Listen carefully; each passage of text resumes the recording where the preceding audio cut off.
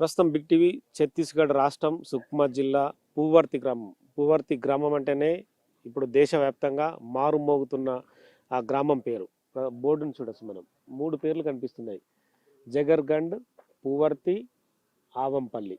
డౌన్కి ఆవంపల్లి ఉంది, జగర్గండ్ ముందుకెళ్ళాలి, పూవర్తి అనేది రైట్ సైడ్ మనకు ఆరో మార్క్ వేసిన ప్లేస్ అది. అక్కడ మనకు కనిపిస్తున్న డంపర్లని చూడొచ్చు, పక్కనే ప్రొక్లైనర్లు, ఆ పక్కనే ఇక్కడ నిర్మాణం చేసుకోవడం కోసం కావచ్చు, ఇక్కడ రోడ్లు వేయడం కోసం. హిడ్మా సొంత గ్రామానికి ఇక్కడ నుంచి ఛత్తీస్గఢ్ స్టేట్ గవర్నమెంట్ కంప్లీట్గా ఎండ్ విలేజ్ అనేది హిడ్మాదే.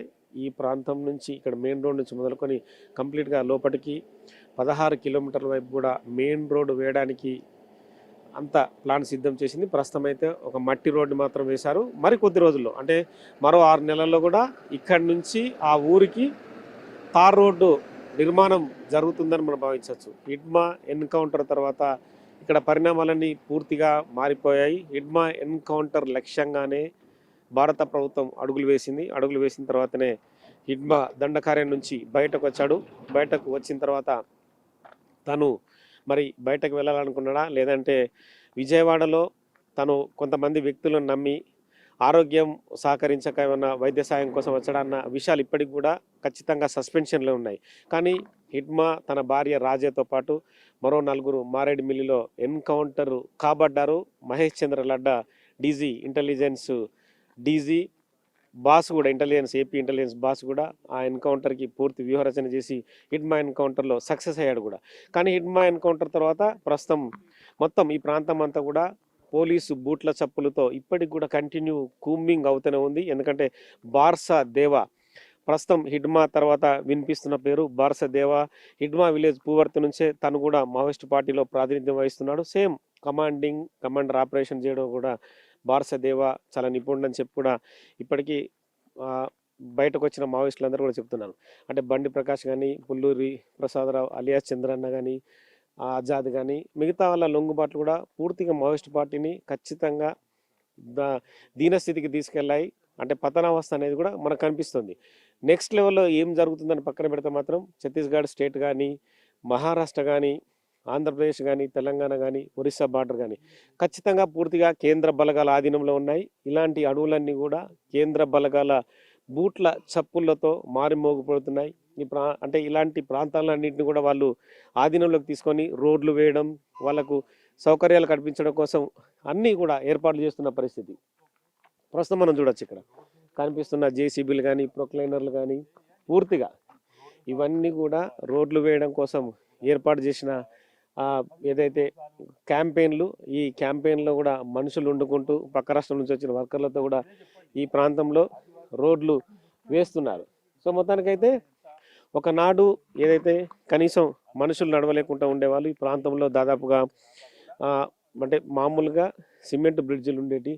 సిమెంట్ బ్రిడ్జిలు ఉన్నా కూడా అవన్నిటిని కూడా తీసివేసి కేవలం ఇనుప బ్రిడ్జిల్నే ప్రస్తుతం వాడుతున్నట్టుగా మనకు అర్థమవుతుంది. ఆ బ్రిడ్జులు అన్నింటిని కూడా ఖచ్చితంగా ఎప్పటికప్పుడు చెక్ చేసుకుంటూనే వీళ్ళు వెళ్తున్నారు పోలీసులు. ఎందుకంటే ఇప్పటికి కూడా ఎక్కడైనా మందు పాత్రలు పెట్టి మావోయిస్టులు పేల్చొచ్చు అన్న అనుమానాన్ని ఇప్పటికి కూడా వ్యక్తపరుస్తున్న ఇష్యూస్ని మనం కనిపించవచ్చు. సో మొత్తానికైతే ఓవరాల్గా హిడ్మా విలేజ్ అనేది కూడా అధునాతనమైన విలేజ్. అంటే భారతదేశంలో హిడ్మా అంటేనే కమాండింగ్ ఆపరేషన్లో దిట్ట. హిడ్మా 40 ఏళ్ల ప్రస్థానంలో దాదాపుగా 26 ఆపరేషన్లు నిర్వహించాడు. 150 మందికి పైగా చంపాడనేది కూడా ఆరోపణ హిడ్మా పైన ఉంది. హిడ్మాని వదిలే ప్రసక్తి లేదని చెప్పి భారత హోంశాఖ మంత్రి అమిత్ షా ప్రకటించినట్టుగానే ఎన్కౌంటర్ జరిగిందని చెప్పచ్చు. ఇక్కడ వర్కర్స్ అందరూ కూడా మనం చూడొచ్చు.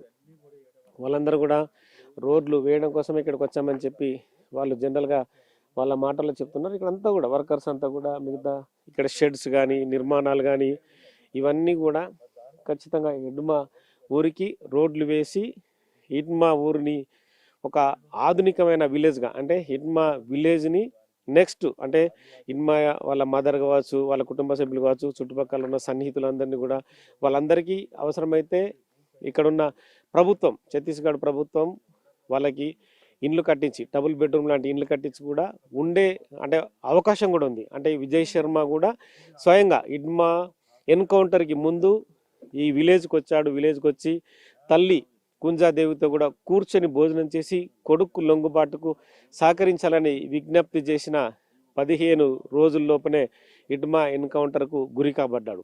ఎందుకంటే హిడ్మా విలేజ్ని ఒక అధునాతన మోడల్ విలేజ్గా తీర్చిదిద్దితే ఖచ్చితంగా మిగతా మావోయిస్టులు ఉన్న విలేజ్లు కూడా మారే అవకాశం కనిపిస్తుంది అని భావిస్తుంది భారత ప్రభుత్వం. కాబట్టి ఎందుకంటే ఆదివాసులు ఇప్పటికీ వెనుకబాటుకు గురయ్యారన్న ఆరోపణల నుంచి కూడా ఖచ్చితంగా వాళ్ళందరినీ అధునాతన ప్రపంచాన్ని చూపించాలనే దీంతోనే ముందుకెళ్తున్నట్టుగా మనకు కనిపిస్తుంది. ఈ క్రమంలో మనం ఇక్కడ డెవలప్మెంట్ని అంతా చూపించవచ్చు. సో మొత్తానికైతే డెవలప్మెంట్ అనేది ఖచ్చితంగా మనకు కనిపిస్తుంది. సో మొత్తం